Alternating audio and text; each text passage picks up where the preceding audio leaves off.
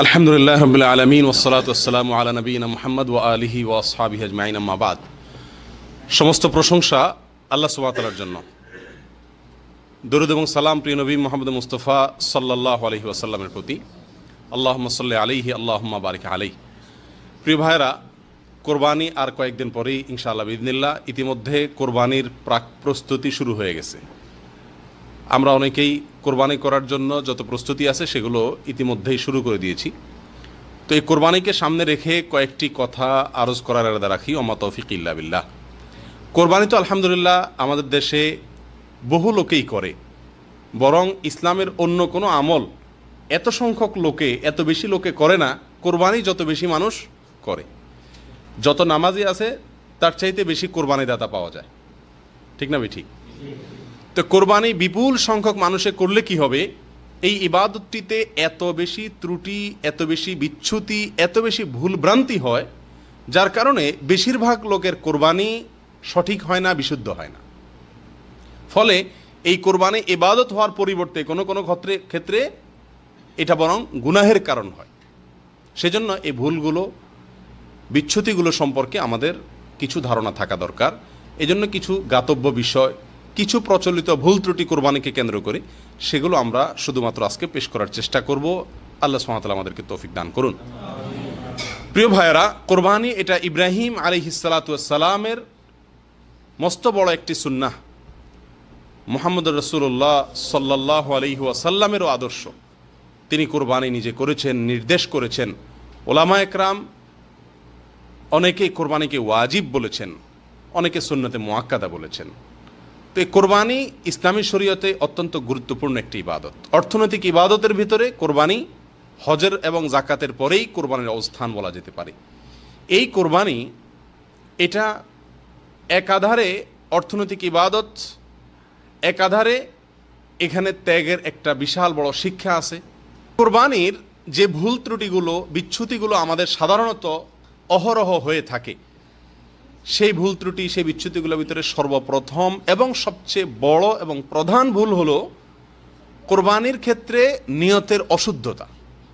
বহু লোক আমরা কোরবানি করি, অথচ আমাদের কোরবানির আগে আমাদের নিয়তটাকে সাফ এবং পরিষ্কার করে নিতে পারি না।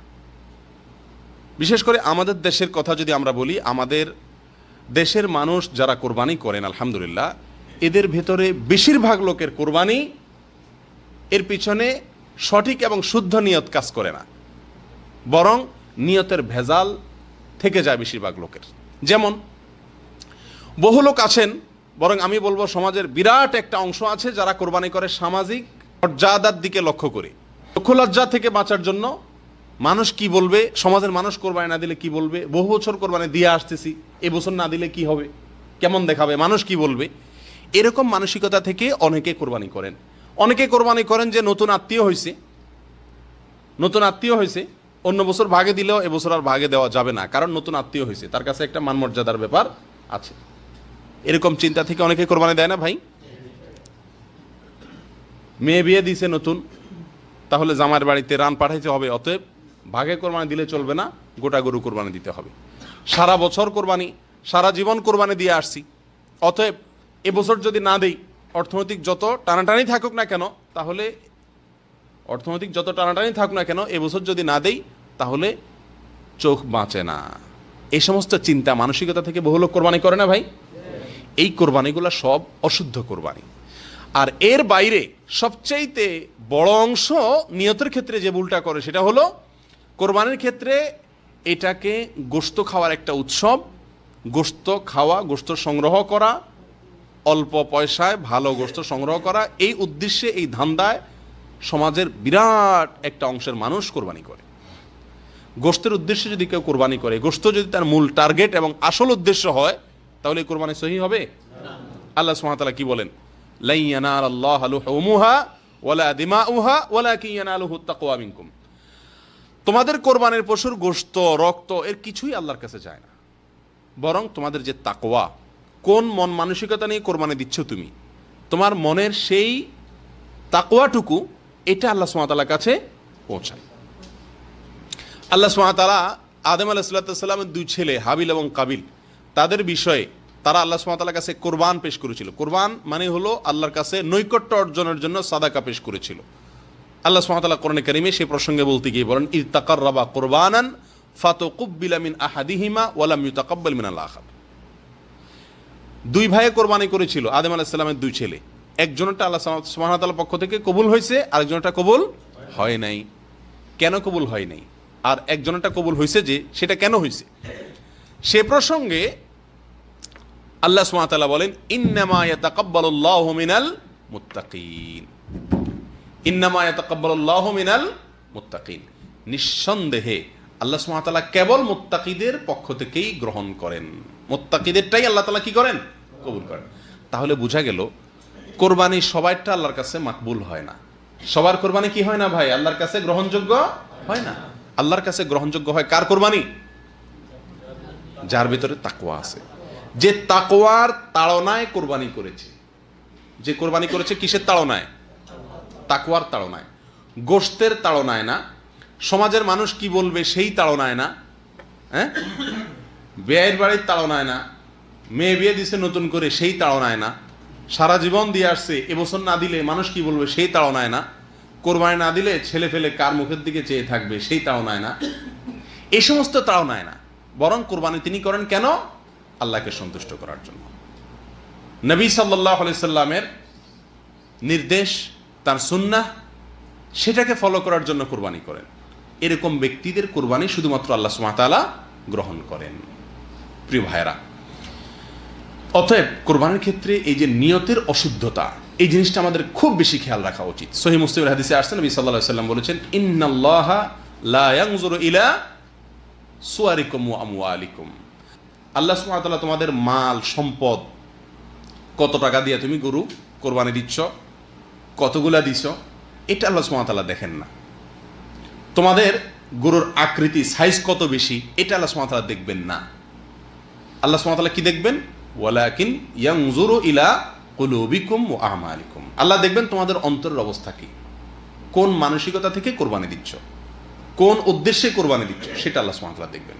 এই জন্য প্রিয় ভাইরা, কোরবানির ক্ষেত্রে আমরা বারবার বলি, আবারও বলি, সবচেয়ে বড় ভুল হলো আমাদের দেশে বেশিরভাগ লোকের কোরবানি এটা ইবাদত হিসাবে হয় না, এটা হয় শুধুমাত্র নিজস্ব মানমর্যাদা রক্ষা করার একটা তাগাদায়, অথবা গোশত সংগ্রহ করার একটা উৎসব হিসাবে, বাস।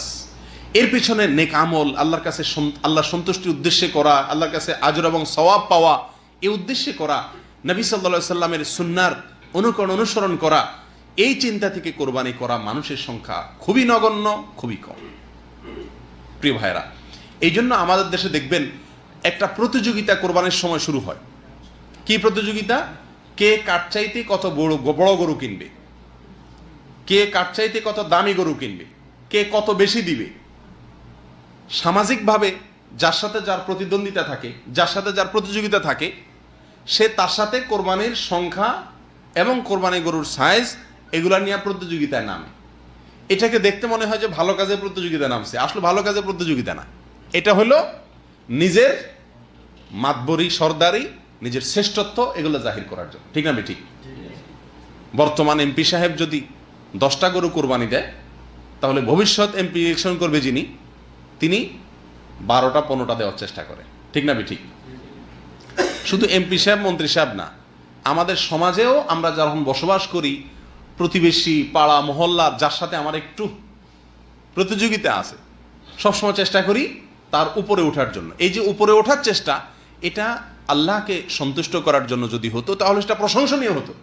কিন্তু এই চেষ্টাটা হলো শুধুমাত্র সমাজে নিজের প্রভাব জাহির করার জন্য। ঠিক না? ঠিক। আল্লাহ সুবহানাহু ওয়া তাআলা আমাদেরকে সহি শুদ্ধভাবে কোরবানি করার তৌফিক দান করেন। প্রিয় ভাইরা, যদি উদ্দেশ্যের অসাধুতা থাকে, নিয়তের ভিতরে গড়বড়ি থাকে, গোশতই যদি ধান্দা থাকে, তাহলে কোরবানি কবুল হবে না। এই কোরবানির কোনো মূল্য আছে? কোনো মূল্য নেই। আল্লাহ সুবহানাহু ওয়া তাআলা আমাদের সকলকে সহি শুদ্ধভাবে কোরবানি করার তৌফিক দান করেন। প্রিয় ভাইরা, কোরবানির ক্ষেত্রে আরেকটা বড় ভুল হলো, যারা কোরবানি দেন, বিশেষ করে যারা গরু কোরবানি দেন, এদের বেশিরভাগ লোকই গরুর গোশত বানানোর জন্য ধামা, ছুরি এগুলোর ব্যবস্থা করে, কিন্তু গরু জবাইয়ের জন্য যে ছুরি ব্যবস্থা করা দরকার, একটা ধারালো ছুরির ব্যবস্থা করা দরকার, সেই ব্যবস্থাটুকু বেশিরভাগ লোক করে না। তাকায় থাকে এলাকার ইমাম সাহেব, মুয়াজ্জিন সাহেব বা মৌলভী সাহেব, উনি জবাই করে দিবে, অতএব ছুরি উনি নিয়ে আসবে। তো মৌলভী সাহেব যে জবাই করেন, ওই বেচারার কাছে তো ছুরি 4-5টা থাকে না। ছুরি কয়টা থাকে? একটা থাকে। প্রথম প্রথম যে গরুগুলো জবাই করে উনি, সেগুলো মাশাআল্লাহ খুব ভালোভাবে জবাই হয়ে যায়। কিন্তু এরপরে 3, 4, 5 নম্বর সিরিয়ালে পরে যে গরুগুলো আসে, সেগুলো কি হয়? সহজে জবাই হয় না, কারণ ছুরির ধার কমে যায়। ঠিক না ঠিক? অতএব যিনি কোরবানি দিবেন তার দায়িত্ব হলো কোরবানির পশু জবাইয়ের জন্য ধারালো ছুরির ব্যবস্থা করা। মৌলভী সাহেব তার কোরবানি কত নম্বর সিরিয়ালে দিবেন বা কত নম্বর সিরিয়ালে তিনি পাবেন, সেটা তিনি নিজেও জানেন না। অতএব তার নিজের দায়িত্বে এই কোরবানির পশু জবাই করার জন্য ধারালো ছুরির ব্যবস্থা করতে হবে। নবী করিম সাল্লাল্লাহু আলাইহি সাল্লাম স্পষ্টভাবে নির্দেশ করেছেন, সুনান আবু দাউদের হাদিসে আসছে, ইন্নাল্লাহা কাতাবা আল ইহসানা আলা কুল্লি শাই। আল্লাহ তাআলা প্রত্যেকটা বস্তুর প্রতি ইহসান, দয়া দেখানোর নির্দেশ আল্লাহ সুবহানাহু ওয়া তাআলা করেছেন, অবধারিত আমাদের জন্য আল্লাহ সুবহানাহু ওয়া তাআলা করেছেন। এমনকি পশু যখন আমি জবাই করব, নবী সাল্লাল্লাহু আলাইহি সাল্লাম বলেন যে তোমরা ছুরিকে ধার দিয়ে নিও, ওয়াল ইউরিহ যাবিহাতাহু, এবং যেই পশুকে জবাই করবা তাকে একটু আরাম দিও, অর্থাৎ যত কম কষ্টে তার রুটা বের হতে পারে। আপনি যদি পোষাইতেই থাকেন ভোতা ছুরি নিয়ে, তাহলে দীর্ঘ সময় পর্যন্ত কষ্ট হবে। অর্ধেক কাটা যাবে, চামড়া কাটা যায়, হয়তো আপনার আর কাটা যাচ্ছে না, ছুরি চেঞ্জ করলেন, হচ্ছে না, অনেকক্ষণ ধরে সময় নিলেন, তাহলে পশুটার কষ্ট যতটুকু প্রয়োজন তার চাইতে বেশি হলো। ঠিক না ঠিক? এটা অনুচিত। আমি শুধুমাত্র সেই সব ভুলগুলোর কথাই বলবো যে ভুলগুলো অহরহ সবার ভিতরে আছে। এই ভুলগুলো সবার ভিতরে আছে কিনা নেই? সমাজে কয়জন মানুষ নিজের গরু জবাইয়ের জন্য ভালো ধারালো ছুরির ব্যবস্থা রাখে বলেন? গোশত হাড্ডি বানানোর জন্য ব্যবস্থা আছে, কিন্তু জবাইয়ের জন্য মৌলভী সাহেবের দিকে তাকায় থাকে। আর মৌলভী সাহেবদের ছুরি বাস্তবতা হলো যে 2, 4টা 5টা জবাই করার পরে বেচারাদের আর হাতও আগায় না, শরীরও কাঁপে, আর ছুরির ধারও চলে যায়। এরপরের বাকি যেগুলো হয় সেগুলোতে পশুর অনর্থক, অযথা, অহেতুক পশুকে দীর্ঘ সময় পর্যন্ত কষ্ট দেওয়া হয়। ঠিক না ঠিক? আর এটা শরীয়তের সম্পূর্ণ নিষেধ। এটা হলো একটা ভুল। আরেকটা বড় ভুল হয় কোরবানি করতে গিয়ে, সেটা হলো নিজের পশু নিজে জবাই না করা। নিজের পশু, নিজের কোরবানির পশু নিজের হাতে জবাই না করা, এটা আরেকটা ভুল। আমাদের দেশে কয়জন লোক কোরবানি করতে গিয়ে নিজের পশুটা নিজে জবাই করেন? খুব কম না? সবাই ওই হুজুর বা মৌলভী সাহেবের দিকে তাকায় থাকেন। ঠিক না ঠিক? অথচ বুখারী মুসলিমের হাদিসে আসছে, নবী করিম সাল্লাল্লাহু আলাইহি সাল্লাম তার কোরবানির পশু নিজের হাতে তিনি জবাই করেছেন। যাবাহাহুমা বিয়াদিহি। তিনি 2টি কোরবানি করেছেন, তার 2টাই তিনি নিজের হাতে কি করেছিলেন? জবাই করেছেন। এখান থেকে বোঝা যায় যে কোরবানির পশু নিজের হাতে জবাই করা বেশি উত্তম। তাছাড়া কোরবানি আপনি যখন করবেন, তখন কোরবানির এই পশুটাকে হয় আগে থেকে আপনি লালন পালন করছেন, অথবা এই পশুটা কিছুদিন আপনার কাছে ছিল, কেনার পরে এক ধরনের মায়া কিছুটা হলেও সৃষ্টি হয় কি হয় না? আপনি নিজের হাতে যখন তার গলায় ছুরি দিবেন, আপনার ভেতরে এক ধরনের কষ্ট হবে কি হবে না? এই কষ্টটুকু তো এক ধরনের ত্যাগ। ত্যাগ কি ত্যাগ না? এই জন্য নিজের হাতে যখন আপনি কোরবানি করবেন, তখন কোরবানির ভিতরে ত্যাগের মাত্রাটা অনেক বেশি থাকে। সেজন্য একজন মানুষ চেষ্টা করা উচিত যে আমার নিজের পশুটা আমি কোরবানি করব। কোরবানি করার ছুরি নেই, হুজুরের কাছে ছুরি আছে, হুজুরের ছুরি তো আমাকে দিবে না, প্রয়োজনে হুজুরকে ছুরি বানানিয়া টাকা দিয়ে দিব, কিন্তু আমারটা আমি করার চেষ্টা করব। আমার দেশে যারা নিজের কোরবানি নিজে করেন না, তারা 2 কারণে করেন না। 1 নম্বর হলো যে কোরবানির অনেক দোয়া দুরুদ আছে, এই সমস্ত দোয়া দুরুদ আমরা জানি না, হুজুর সাহেব পারে অতএব উনি করে দেখ। ঠিক না ঠিক? অথচ কোরবানি করার জন্য তেমন কোনো দোয়া দুরুদের প্রয়োজন নাই। সহিহ বুখারীর হাদিসে আসছে নবী সাল্লাল্লাহু আলাইহি সাল্লামের কোরবানির প্রসঙ্গে যে তিনি সাম্মা ওয়া কাব্বার, বিসমিল্লাহ বলছেন, আল্লাহু আকবার বলছেন। জবাইয়ের সময় কি বলছেন? বিসমিল্লাহি আল্লাহু আকবার। অতএব জবাই করার শুরুতে আর কোনো দোয়া নাই, একটাই দোয়া, বিসমিল্লাহি আল্লাহু আকবার। এটা জানে না এমন মানুষ কে আছে বলেন? সবাই জানে। ঠিক না ঠিক? অতএব নিজের পশু নিজে কোরবানি করার হিম্মত থাকা উচিত কি উচিত না? আরেকটা কারণে নিজের পশু নিজে জবাই করে না, সেটা হলো যে যদি আমি জবাই করতে যাই, আমার তো জবাইয়ের সিস্টেম জানা নাই, কোন জায়গায় পোজ দেবো কোন জায়গায় পোজ দেবো না। মৌলভী সাহেব বেচারা জবাই করতে করতে অভ্যাস হয়ে গেছে, উনি জানায় কোন জায়গায় পোজ দিতে হবে। এই কারণে অনেকে করে না। এই যে একটা হেজিটেশন আমাদের ভিতরে থাকে, এটা থাকা উচিত না। কারণ আপনি কোন জায়গায় জবাই করবেন মৌলভী সাহেবের জিজ্ঞেস করলেই তো বলে দিবে, কসাইদেরকে জিজ্ঞেস করলেই তো বলে দিবে। এটা তো খুব কঠিন কিছু না, সামান্য একটু জায়গা, 1 বিঘত জায়গা গলাটুকু, এর ভিতরে মাঝখানে বরাবর প্রায় জবাই করতে হয়। আপনি আশপাশে যারা অভিজ্ঞ তাদের যে কাউকে জিজ্ঞেস করলে হয়ে যায়। অতএব যে অজুহাতে আমরা নিজের কোরবানির পশু নিজে জবাই করি না, সেই অজুহাতের একটাও যৌক্তিক না, গ্রহণযোগ্য না। ঠিক না ঠিক? অতএব নিজের কোরবানির পশু নিজে জবাই করার চেষ্টা করা উচিত। এটাও আমাদের সমাজের মানে হাজারের ভিতরে 2-4 জনে 20 জনে করে কিনা সন্দেহ আছে। ঠিক না ঠিক? অতএব এটা লক্ষ্য করা উচিত আমাদের। আরেকটা বড় ভুল হয় আমাদের, সেটা হলো কোরবানির পশু জবাই করার আগে আমরা মনে করি যে ভাগে কোরবানি দিলে, যে কয় ভাগে কোরবানি দিচ্ছে, যে কয়জনে কোরবানি দিচ্ছে তাদের সবার নামের লিস্ট লিখে যিনি জবাই করেন তিনি পড়ে ওই নামগুলা তারপরে জবাই করতে হয়। ঠিক না ঠিক? এই জন্য আমরাও লিস্ট আগে ভাগে লিখে রাখি এবং ওই মৌলভী সাহেবের হাতে ধরাই দিই। মৌলভী সাহেব একটা একটা করে মন্ত্রের মতো করে নামগুলা পড়ে, এরপরে বিসমিল্লাহ আল্লাহু আকবার কইলা জবাই করে। আর যে নাম না পড়ে জবাই করছে মৌলভী সাহেব, তো মৌলভীর টাকা কেউ দিবে না, কারণ ভক্তিই হবে না। ঠিক না ঠিক? অথচ এই কাজটার কোনো ভিত্তি নেই, কোনো ভিত্তি নেই। শরীয়তে জবাইয়ের আগে যে কয়জনে কোরবানি দিচ্ছেন ভাগে দেন আর একাই দেন, যারা কোরবানি দিচ্ছেন তাদের নাম মুখে নেওয়া, উল্লেখ করার কোনো নির্দেশনা ইসলামী শরীয়তে নাই। এটা কোত্থেকে আসছে আল্লাহ ভালো জানে, এটা একটা ভুল ধারণা। তবে হ্যাঁ, নবী করিম সাল্লাল্লাহু আলাইহি সাল্লাম জবাই করার পরে আল্লাহর কাছে দোয়া করছেন, আল্লাহুম্মা তাকাব্বালহু মিন্নি, আল্লাহ এই পশুটা আমি আমার পক্ষ থেকে কোরবানি করলাম, আমার পক্ষ থেকে তুমি কবুল করো। অতএব যদি কয়েকজন মিলে দেয় তাহলে এবার বলা যেতে পারে আল্লাহ এটা আমাদের সবার পক্ষ থেকে তুমি কবুল করে নাও, যথেষ্ট। আর এখানে যদি নাম উল্লেখ করতে চান বলেন আল্লাহ আমি আব্দুর রহিম, আব্দুর রহমান, আব্দুল্লাহ, আব্দুল সবুর, আমরা কয়জন মিলে কোরবানি করছি, আল্লাহ আমাদের সবগুলো আপনি কবুল করেন, বাস। এটা জবাই করার শেষে আপনার নিজের ভাষা বলতে পারেন, মুস্তাহাব, বলাও কোনো জরুরি না। কথা বুঝে আসছে ভাই? তাহলে এই নাম জপা জবাই করার আগে, এটা হলো কোরবানি কেন্দ্রিক আরেকটি বড় ভুল, যেটা প্রচলিত এবং বলতে গেলে সমস্ত পশু কোরবানি, বিশেষ করে ভাগে যে পশুগুলো কোরবানি দেওয়া হয় তার সবগুলোর আগেই এই নাম জপার, নামের লিস্টটি ধরে পড়ার একটা রোগ আছে না নেই? এটা ভুল। এখান থেকে আমাদেরকে বেরিয়ে আসতে হবে, এটা বাদ দিতে হবে, তাহলেই সহি সুন্নাহ মতো আমার কোরবানি ইনশাআল্লাহ হবে। আরেকটা ভুল হলো ভাই, কোরবানির পশু জবাই করার পরে রুহ যাওয়ার আগেই ওইটার রগ কাটাকাটি শুরু করা। এটা হয় কি হয় না? বিশেষ করে কসাইরা যারা গরুটা বানাবে, চামড়া ছিলবে, তারা ছোট ছোট চাকু নিয়ে, এখনো রুহ বের হয় নাই, এখনো সব রক্ত বের হয়ে সারে নাই, নিস্তেজ হয় নাই, তার আগেই পায়ের রগগুলা কাটা শুরু করে, অনেকে চামড়াও ছেলা শুরু করে দেয়। ঠিক না ভাই ঠিক? এটা চরম বড় অন্যায়, অনেক বড় মাপের জঘন্য অপরাধ।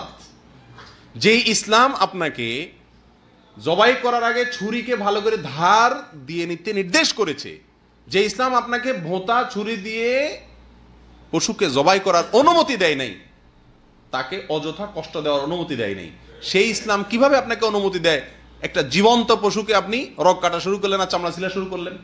এটা কত বড় কষ্টদায়ক বিষয়। 2 মিনিট 3 মিনিট ধৈর্য আমাদের কুলায় না। ঠিক না ভাই ঠিক? কসাই তার তো একটা শেষ করতে পারলে আরেকটা গিয়ে ধরবে, তার তাড়া আছে।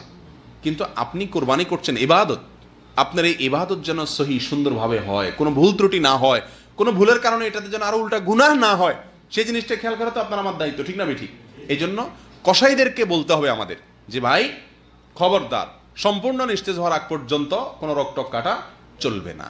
এবং এই ভুলটাও আমাদের সমাজে অহরহ, মানে বলতে গেলে প্রায় প্রত্যেকটি গরু কোরবানিতেই এই ভুলটা কম বেশ হয়ে থাকে। এই ভুল থেকে আমাদেরকে আল্লাহ সুবহানাহু ওয়া তাআলা মুক্তি নসিব করেন। প্রিয় ভাইয়েরা, আরেকটি ভুল হলো, এই ভুলটা পরিমাণে সবচাইতে বেশি, 100% বলা যেতে পারে, 100% লোক কোরবানি করতে গিয়ে ভুলটা করে। সেটা হলো কোরবানির পশু যারা বানায়, কসাই, তাদেরকে পারিশ্রমিক দেওয়া হয়। ঠিক না ভাই ঠিক? পারিশ্রমিক হিসাবে নগদ টাকা, তাদের সাথে চুক্তি থাকে, হাজারে কত টাকা, এরকম একটা সিস্টেম আছে। এই সিস্টেমে গোটা গরু বলেন, ছাগল বলেন, এটা তারা বানায়। এই তাদের সাথে যে অর্থ চুক্তি থাকে পারিশ্রমিক হিসাবে, এই পারিশ্রমিকের বাইরে তাদেরকে আবার কোরবানির পশু থেকে কি দেওয়া হয়? গোশত দেওয়া হয়। যদি তাদেরকে অন্য 10 জনের মতো দেওয়া হয় তাহলে তাতে কোনো আপত্তি নেই, কিন্তু তারা যেহেতু গরু বানাইছে সেই হিসাবে তাদেরকে অন্য 10 জনকে হয়তো আধা কেজি 1 পোয়া করে আপনি দিচ্ছেন, সাধারণ যাদেরকে দান করছেন, কিন্তু এদেরকে 2, 4, 5 কেজি দিচ্ছেন। কেন? তারা কষ্ট করছে, পরিশ্রম করছে তারা, এই জন্য তাদেরকে দিচ্ছেন। তাহলে পারিশ্রমিক হলো। পরিশ্রম করছে সেটাকে খেয়াল রেখে দিলেন, তাহলে এটা কি হলো? পারিশ্রমিক হলো। আর এই পারিশ্রমিক হিসাবে আপনার কোনো কসাইকে অতিরিক্ত গোশত বলেন বা পশুর অন্য কিছু বলেন, এটা দেওয়া শরীয়তে জায়েজ নাই। কসাইরাও খুব চালাক, তারাও আমাদের সঙ্গে এই কোরবানির পশু এটা বানানোর জন্য যখন চুক্তি করে তখন খুব বেশি দরাদরি করে না, কারণ তারাও জানে যে 2, 4, 5 কেজি গোশত তো আমি এমনিই পাবো, তো 4 কেজি গোশত পালে তো 2000 টাকা দাম এমনি এসে গেল, অতএব 1000 যদি চুক্তিতে কমও হয় লস নাই। ঠিক না ঠিক? এটা ভুল। এ সম্পর্কে নবী করিম সাল্লাল্লাহু আলাইহি সাল্লামের একাধিক একেবারে স্পষ্ট নির্দেশনা পাওয়া যায়। বিশেষ করে সহিহ বুখারীতে নবী সাল্লাল্লাহু আলাইহি সাল্লাম স্পষ্টভাবে তার নির্দেশ পাওয়া যায়। তিনি বলেছেন, লা ইউতা ওয়ালা ইউতা লিজাযারাতিহা শাইআ, কোরবানির পশু এটা কসাই যারা কাটে অথবা এটাকে বানায় তাদেরকে এই কোরবানির পশু থেকে কোনো কিছু দেওয়া যাবে না। আলী রাদিয়াল্লাহু তাআলা আনহুকে নবী করিম সাল্লাল্লাহু আলাইহি সাল্লাম বিদায় হজের সময় তাকে কোরবানির পশুগুলা, তিনি নিজের হাতে অনেকগুলো কোরবানি করেছেন, বাকিগুলো তাকে করতে বলেছেন। এরপরে বলেছেন এই পশুর সব কিছু বন্টন করে দেওয়া মানুষদেরকে, হাজিদের মধ্যে তাদেরকে খাওয়াও, আর খবরদার কোনো কিছু তুমি ওই কসাইকে বা যারা বানাবে তাদেরকে দিবা না। অর্থাৎ তাদের পারিশ্রমিক আলাদা দিবেন, নগদ টাকা দিয়ে, কোরবানির পশু থেকে আপনি দিবেন না। আসলে কোরবানির পশুর এই গোশত এটা আমরা কোরবানি করে দিলাম মানে আল্লাহকে দিয়ে দিলাম। ঠিক না ঠিক? আল্লাহ সুবহানাহু ওয়া তাআলার নিয়ম হলো কোনো কিছু আল্লাহকে দান করলে আল্লাহ নিজে সেটা গ্রহণ করেন না। আগের যুগে আল্লাহকে দান করলে মানুষ পাহাড়ে রেখে আসতো, সেটা আসমান থেকে এসে আগুন এসে জ্বালাই দিত, তার মানে আল্লাহ তাআলা অ্যাকসেপ্ট করছেন। আর যে না জ্বালাইতো তার মানে আল্লাহ ওটা অ্যাকসেপ্ট করেন নাই। আর আখিরি জামানার উম্মতকে আমাদের জন্য আল্লাহ সুবহানাহু ওয়া তাআলা সুযোগ দিয়েছেন। সেটা কি? আমরা আল্লাহ সুবহানাহু ওয়া তাআলার জন্য কিছু দান করলে, যাকাত দিলে, ফিতরা দিলে, সব আল্লাহর জন্যই তো দান করি। আল্লাহ সুবহানাহু ওয়া তাআলা ওটাকে গ্রহণ করেন না, জ্বালিয়ে দেন না। আল্লাহ সুবহানাহু ওয়া তাআলা আমাদের সুবিধার জন্যই গরিবদের মাঝে বন্টন করার জন্য, নির্দিষ্ট খাতে দেওয়ার জন্য আল্লাহ তাআলা কি করছেন? নির্দেশ করছেন। কোরবানির গোশতটা শুধু ব্যতিক্রম। এখানে আল্লাহ সুবহানাহু ওয়া তাআলা গোশতটা আমাদেরকে খাওয়ার সুযোগ রেখেছেন, যে তোমরা যারা কোরবানি করছো তোমরা নিজেরা কি করতে পারো? এটা খেতে পারো, দান করতে পারো, রাখতে পারো, তিনও সুযোগ আছে। সূরা তিরমিজিতে আসছে, নবী সাল্লাল্লাহু আলাইহি ওয়াসাল্লাম বলেছেন, ফাকুলু মিনহা ওয়া আতইমু ওয়াদাখিরু, তোমরা নিজেরা সেখান থেকে খাও, মানুষকে দান করো, আবার রেখে দাও, সুযোগ আছে। এক সময় নবী সাল্লাল্লাহু আলাইহি ওয়াসাল্লাম নিষেধ করছেন 3 দিনের বেশি রাখা যাবে না, কিন্তু এরপরে সেটা তিনি প্রত্যাহার করেছেন, রহিত করেছেন। এরপর বলেছেন তোমরা এখান থেকে যা খুশি করতে পারো। অর্থাৎ যা খুশি বলতে নিজে খাও, মানুষকে দান করো, জমা করো, কিন্তু বিক্রি করা যাবে?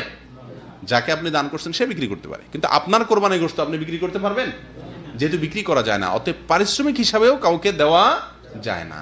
বিধায় আপনার যে কসাই এই পশুটা বানায় দিছে তাকে যদি আপনি টাকা দিলেন আর গোশত অতিরিক্ত দিলেন এই জন্য, এই খেয়াল থেকে যে সে কষ্ট করছে, পরিশ্রম করছে, তাহলে পরিশ্রমের বিনিময় দিলেন, সেই হিসাবে এটা কি হবে না? জায়েজ হবে না। সবচেয়ে বড় কথা হলো নবী করিম সাল্লাল্লাহু আলাইহি ওয়াসাল্লাম নিষেধ করছেন, ব্যাস। তাহলে আমাদের এই কাজটা করা উচিত কি উচিত না? সারা বাংলাদেশে কসাইকে গোশত দেয় না এরকম কোরবানি করেনেওয়ালা কয়জন লোক আছে বলেন? একজনও আপনারা দেখছেন আজ পর্যন্ত? অথচ উচিত হলো কসাইকে আগে ভাগে বলে দেওয়া যে বাবা তুমি এই গরু বানাইতে কত টাকা নিবা বলো, আর মাথায় রেখো তোমাকে কিন্তু আমি কোনো গোশত দেবো না, যদি দেই তো অন্য 10 জনকে যেভাবে দেবো তোমাকেও সেই হারে দেবো, তুমি এটা বানাইছো সেই হিসাবে তোমাকে আমি এক্সট্রা কোনো গোশত দেবো না। এই কথা সাফ এবং পরিষ্কার তাকে আগে থেকে বলে দেওয়া উচিত। ঠিক না ঠিক? তো এই ভুলটা অহরহ হয়, এটা আমাদের খেয়াল রাখা উচিত। আল্লাহ তাআলা আমাদেরকে বুঝার তৌফিক দান করেন। শুধু কসার ক্ষেত্রে না, এই একই সমস্যা হয় আশপাশের অনেক লোক হেল্প করতে আসে, গরিব লোকজন, তারাও দেখা যাচ্ছে হেল্প করছে, এই জন্য তাদেরকে আমরা কি দিচ্ছি? কিছু গোশত দিচ্ছি, বাড়ায় দিচ্ছি, এটাও জায়েজ নাই। একই কথা, তাকেও পারিশ্রমিক দেওয়া হলো। আপনি যদি সে গরুটা বানাইলে যা দিত, গরুটা না বানাইলে যা দিতেন, গরুটা বানানোর পরেও সে পরিমাণ দিচ্ছেন, তাতে অসুবিধা নেই। কিন্তু গরুটা বানাইছে সেই জন্য তাকে আপনি বেশি দিলেন, এই বেশি অংশটুকু যেটা দিলেন এটা জায়েজ হলো না, এটা না জায়েজ হয়ে গেল। আমি কি কথা বুঝাতে পারছি? আল্লাহ তাআলা আমাদেরকে সবাইকে এই সমস্ত ভুল থেকে বেঁচে থাকার তৌফিক দান করেন। প্রিয় ভাইরা, আরেকটা ভুল হলো কোরবানির পশু বিশেষ করে বিক্রি করা, দাম দরে করে বিক্রি করে, আমরা গরিবের সুবিধার জন্য বিক্রি করে টাকাটা রেখে আবার গরিবকে দান করি। সেটা না করে গোটা চামড়াটাই যদি দান করা যায়, বিভিন্ন মাদ্রাসা থেকে কালেকশনে আসে, অনেক গরিব লোক থাকে, গোটা চামড়াটাই যদি সরাসরি দান করে দেওয়া যায় সেটা সবচাইতে ভালো। কথা বোঝা আসছে? বিক্রি না করে গোটা চামড়াটাই যদি আপনি দান করেন সেটা সবচাইতে ভালো। কারণ আলী রাদিয়াল্লাহু তাআলা আনহুকে নবী করিম সাল্লাল্লাহু আলাইহি সাল্লাম কোরবানির যে পশুগুলো বিদায় হজের সময় নবী সাল্লাল্লাহু আলাইহি সাল্লাম জবাই করছেন, বাকিগুলো আলী রাদিয়াল্লাহু তাআলাকে দিয়ে জবাই করাইছেন। সেই পশুগুলোর পরে ওনাকে নির্দেশনা দিয়েছেন নবী সাল্লাল্লাহু আলাইহি সাল্লাম, ডিরেকশন দিয়ে দিয়েছেন কি হবে এগুলার। তখন তিনি একটা একটা করে আলাদা বলে চামড়ার কথাও বলছেন যে চামড়াটুকু তুমি দান করে দিবে। তো আমরা যারা বিক্রি করে আমরা খাই না, টাকাটা আমরাও গরিবরে দিয়ে দেই সবাই, কিন্তু বিক্রি করে টাকা দেওয়ার চাইতে আপনি সরাসরি চামড়া দান করা, এটা হলো সবচাইতে উত্তম এবং নির্ভেজাল। এটা আমাদের খেয়াল রাখা উচিত। আরেকটা ভুল হলো ভাই, কোরবানির গোশতের ক্ষেত্রে সামাজিকভাবে বন্টন করার একটা সিস্টেম অনেক এলাকাতে প্রচলিত আছে। অর্থাৎ ভাগে কোরবানি দিলে সমাজের মোড়ল মাতবররা সব কোরবানি থেকে, গরু হোক ছাগল হোক, সেখান থেকে 3/1 গোশত উঠায় নেয়, কালেকশন করে, এরপরে সমাজের গরিবদের মাঝে সেটা বন্টন করে। এটা আরেকটা অন্যায় কাজ।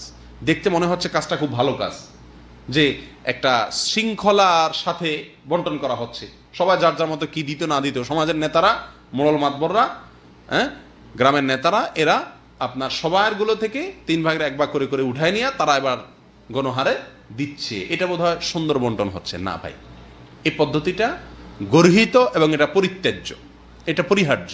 এই পদ্ধতিটা উচিত না এবং কোরআন হাদিসের সাথে এটা সঙ্গতিপূর্ণ না। কারণ কোরবানির পশু শুধু নয়, যে কোনো ক্ষেত্রে নবী সাল্লাল্লাহু আলাইহি সাল্লাম স্পষ্টভাবে বলেছেন, লা ইয়াহিল্লু মাল ইমরিইন মুসলিমিন ইল্লা বিতিবি নাফসি। কোন মুসলমানের সম্পদ তার মনের সন্তুষ্টি ছাড়া এটা দান হিসাবে গ্রহণ করা বা যে কোনোভাবে গ্রহণ করা, এটা কি নাই, জায়েজ নাই। আল্লাহ সুবহানাহু ওয়া তাআলা এই কোরবানির পশুর গোশত দিয়েছেন কাকে? যে কোরবানি দিয়েছে তাকে, ঠিক না বেঠিক? নবী সাল্লাল্লাহু আলাইহি সাল্লাম তাকে সুযোগ দিয়ে দিয়েছেন, ফাকুলু মিনহা ওয়া আতইমু ওয়াদাখিরু, তুমি খাও, দান করো, জমা করো। তাকে স্বাধীনতা দিয়ে রাখছেন কি রাখে নাই? কিন্তু আপনি সামাজিকভাবে যখন 3/1 রেখে দিচ্ছেন, বহু লোক এমন থাকতে পারে যে বেচারা 1 কোরবানি বা 2 কোরবানি দিছে, তার নিজস্ব আত্মীয় স্বজন আছে, তাদেরকে হয়তো একটু বেশি করে দিত, কিন্তু আপনি তো নিয়ে আপনার মতো করে বন্টন করবেন। সে কিছু বলতেও পারে না, কারণ সামাজিক সিস্টেম হয়ে গেছে, ঠিক না বেঠিক? তাহলে তার মনের অসন্তুষ্টি সত্ত্বেও তাকে দিতে হচ্ছে কি হচ্ছে না? এবং এর পরিমাণ বরং সবচাইতে বেশি। বেশিরভাগ লোকই তার নিজের মতো করে স্বাধীনভাবে তিনি দিতে চান। আপনি যখন নিয়ে আপনার মতো করে বন্টন করেন, তখন তার সে স্বাধীনতা ক্ষুণ্ণ হয়, তার পছন্দ মতো সে দিতে পারে না। এই জন্য এটা অন্যায় এবং এটা গর্হিত কাজ। কেউ যদি 1 ফোঁটাও না দেয়, শরীয়ত তার জন্য কোনো বাধ্যবাধকতা আছে? কেউ যদি পুরাটুকু সে রেখে খায়, শরীয়ত তাকে এটা বলবে না যে তোমার কোরবানি হয় নাই। তার যদি নিয়ত সাফ থাকে আর সে পুরাটুকু রেখে খায়, খেতে পারে। যদিও পুরাটুকু এবং যত বেশি সম্ভব দান করা উচিত। 3/1 বলে কথা না, যত বেশি দান করা যায় ততই ভালো। কিন্তু এর মানে তো এই না যে সামাজিকভাবে সিস্টেম করে তার কাছ থেকে চাঁদা আদায়ের মতো করে 1/2 আপনি আদায় করে নিয়ে যাবেন। এটা অবিচার, এটা জুলুম, এটা জবরদস্তিমূলক দান আদায় করা। এটাকে শরীয়ত কোনোভাবে কি করে না, অনুমোদন দেয় না। বিধায় এটাও আমাদের পরিহার করা উচিত। বড় দাগের ভুলের ভিতর একটা হলো, কোরবানির ঈদের আগে 10টা দিন ইবাদতের বিশাল বড় সিজন। জিলহজের চাঁদ উঠলে 1 তারিখ থেকে নিয়ে 10 তারিখ পর্যন্ত, ঈদের আগ পর্যন্ত এই 10টা দিন অনেকগুলো আমলের, অনেকগুলো ইবাদতের একটা বিশাল বড় সিজন এবং মৌসুম। নবী করিম সাল্লাল্লাহু আলাইহি সাল্লাম এই 10 দিন আমাদেরকে অনেকগুলো কাজের জন্য কি করছেন, নির্দেশ করে গেছেন। অনেকগুলো কাজের পরামর্শ তিনি দিয়ে গেছেন, নির্দেশনা দিয়ে গেছেন। আমরা কোরবানিকে কেন্দ্র করে কোরবানির ঈদের আগে আমাদের একমাত্র ব্যস্ততা থাকে কোরবানির প্রস্তুতি। কোরবানির ঈদের 10 দিন 15 দিন আগ পর্যন্ত গরু কেনা, ভাগিদার ঠিক করা, কষাই ঠিক করা, বাস এই সমস্ত আয়োজন নিয়ে আমরা কি থাকি, ব্যস্ত থাকি। অথচ কোরবানি ছাড়াও এই সিজনের, এই কোরবানির ঈদের মৌসুমের এই সিজনের আরো 9টি ইবাদত আছে। আরো কয়টি ইবাদত আছে? 9টি আমল কোরআন এবং সুন্নাহ দ্বারা প্রমাণিত আমল আছে। সে আমলগুলোর বেশিরভাগ আমলের পরে আমরা বেমালুম ভুলে বসে থাকি, অথচ শুধুমাত্র কোরবানি নিয়ে কি থাকি, ব্যস্ত থাকি। আসলে এই কোরবানি নিয়ে ব্যস্ত থাকার কারণ হলো যে এটা সুবিধাজনক আমল, এটা মিষ্টি আমল। কোরবানি করলে গোশত খাওয়া যায়, সারা বছর 6 মাসে 4 মাসের গোশত একসাথে উঠে চলে আসে, ফ্রেশ গোশত খাওয়া যায়, সুবিধা আছে। আর সেজন্যই এই আমলটার পিছনেই সবচাইতে আমরা বেশি হুমড়ি খেয়ে পড়ি। এই আমলের চাইতে বেশি গুরুত্বপূর্ণ আমল হজ। বহু লোক আছে 10 বছর 15 বছর 20 বছর পর্যন্ত তিনি কোরবানি দিচ্ছেন, অথচ তিনি হজ করছেন না। আল্লাহ সুবহানাহু ওয়া তাআলা সামর্থ্য দিয়েছেন, কিন্তু হজ এখনো করছেন না। এখনো হজের বয়স হয় নাই। কোরবানির জন্য এটা বলে না যে বয়স হয় নাই, বলে একজন যুবক মানুষ, ইয়াং মানুষ, নতুন চাকরি করে, ব্যবসা বাণিজ্য আছে, কোরবানি করে, আছে না? কিন্তু হজ করতে বলে যে এখনো বয়স হয়নি। কোরবানির গুরুত্ব বেশি না হজের গুরুত্ব বেশি? হজের গুরুত্ব বেশি। হজ ইসলামের রোকন, ফরজ, সেই হজের কোনো খবর নাই। ঠিক তেমনি ভাবে কোরবানির পাশাপাশি এই 10 দিনের আরো অনেক আমলের ভিতরে একটা আমল হলো তাকবীর, তাহলিল, তাহমিদ পাঠ করা। নবী সাল্লাল্লাহু আলাইহি ওয়াসাল্লাম বলেছেন, ফাআকফিরু ফীহিন্না মিনাত তাকবীরি ওয়াত তাহলিলি ওয়াত তাহমিদি। জিলহজের প্রথম দশক আসলে তোমরা বেশি বেশি আল্লাহু আকবার, আল্লাহু আকবার, লা ইলাহা ইল্লাল্লাহু, আল্লাহু আকবার, আল্লাহু আকবার, ওয়ালিল্লাহিল হামদ, এভাবে এবং আরো বিভিন্ন ফরম্যাটে সাহাবা একরাম থেকে বর্ণিত আছে। যেভাবে হোক আল্লাহর বড়ত্ব বর্ণনা করা, প্রশংসা বর্ণনা করা, একত্ববাদ বর্ণনা করা, এটা বেশি বেশি এই দিনগুলোতে করতে বলা হয়েছে। সাহাবী আবু হুরায়রা এবং আব্দুল্লাহ ইবনে ওমর রাদিয়াল্লাহু তাআলা আনহুমা তারা বাজারে চলে যেতেন এই দশকে। কেন? জোরে জোরে তাকবীর বলবেন যাতে শুনে অন্যরা পড়তে পারে। কত উৎসাহ তাদের ভিতরে এই আমল করার ব্যাপারে। কোরবানি করেন কিন্তু সারা এই 10 দিনের ভিতরে 10-12 তাকবীর পড়েন নাই, এরকম লোকের সংখ্যাই আমাদের সমাজে সবচাইতে বেশি। আপনি কোরবানির গুরুত্ব বুঝলেন, তাকবীরের গুরুত্ব বুঝলেন না। সাহাবীদের ভিতরে এত বেশি পরিমাণে কোরবানি করার সামর্থ্য ছিল না, এত বেশি পরিমাণ কোরবানি ছিল না, কিন্তু তাকবীরের আমলটা সবাই কম বেশি করার চেষ্টা করতেন। কোরবানি যত বেশি আমাদের দেশে দৃশ্যমান দেখা যায়, তাকবীরের আমলটা দৃশ্যমান দেখা যায়। বাজারে কোনো তাকবীরের আওয়াজ শোনা যায়? ঘরে, বাড়িতে, আশপাশে কোথাও না। সৌদি আরবে আপনারা দেখবেন যে সৌদিয়ানরা বেশিরভাগ লোকেরাই ছাগল দিয়ে কোরবানি দেয়, দুম্বা দিয়ে কোরবানি দেয়, একটা বা দুইটা দেয় বড় জোর। অনেকে আছে বিভিন্ন সংস্থা দিয়ে দেয়, সেখান থেকে অর্ধেক গোশত আনে, অনেক সময় আনেও না। এ হলো তাদের কোরবানির চিত্র। ওট, গরু এরা ইচ্ছা করলে দিতে পারে কি পারে না? টাকার তো অভাব নাই। কিন্তু আমাদের দেশে মাশাআল্লাহ একটু সামান্য কিছু টাকার মালিক হলে গোটা গরু কোরবানি দেয়, ঠিক না? ঠিক। আপনাকে শরীয়ত তো 50,000, 60,000, 70,000, 80,000 টাকা খরচ করে কোরবানি দেওয়ার জন্য আপনার জন্য বাধ্যতামূলক তো করে নাই। আপনি একটা ছাগল দিলেই তো হয়ে যায়। এখানে আপনি এতগুলো টাকা খরচ করতে পারছেন মাশাআল্লাহ, অথচ হজ করেন নাই। এরকম লোকের সংখ্যা বেশি না? কি বলেন? 80,000 টাকা করে যদি আপনি কোরবানি দেন এবং গোটা গরু একা দেন, আপনার 4-5 বছরের কোরবানির টাকা যদি সেভ করেন, শুধু ছাগল দেন, তাহলে তো ওই টাকা দিয়েই আপনি হজ করতে পারেন, ঠিক না? ঠিক। আমাদের প্রবাসীদের মধ্যে বেশিরভাগ প্রবাসীরাই চেষ্টা করে যে একা কি করবে, একটা গরু কোরবানি দিবে। শরীয়তে এক্ষেত্রে আপনাকে অতিরিক্ত খরচ করলে সেটা আপনার নেকামলের পাল্লা ইনশাল্লাহ যোগ হবে, এটা ভালো কাজ, সন্দেহ নাই, আমি নিরুৎসাহিত করছি না, আপনি পারলে দেন। কিন্তু আপনি এটা করতে গিয়ে এর চেয়ে গুরুত্বপূর্ণ কাজ যেন ছুটে না যায়। আর এখানে যেন বেশি টাকা খরচটা অন্য কোনো ধান্দায় না হয়, আল্লাহকে সন্তুষ্ট করার জন্য যদি হয়, তাহলে তো এটা আপনি গরিব এলাকায় কোরবানি করে দিতে পারেন।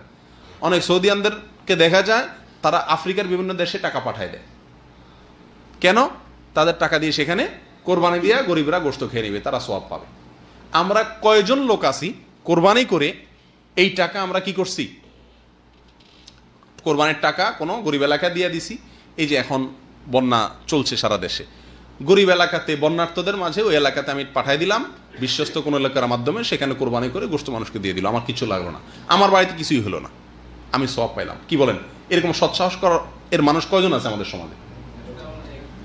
কি বলেন? খুবই কম না? কি বলে আমার বাড়িতে কোরবানি হবে না, মানুষ কি বলবে? মানুষ বলবে এটা কি? সবাই কোরবানি করবে, আমার বাচ্চারা কার দিকে চেয়ে থাকবে? যাই হোক, এই সমস্ত উদ্দেশ্যের কারণে আমরা এই দশকে শুধুমাত্র কোরবানি নিয়েই পড়ে থাকি।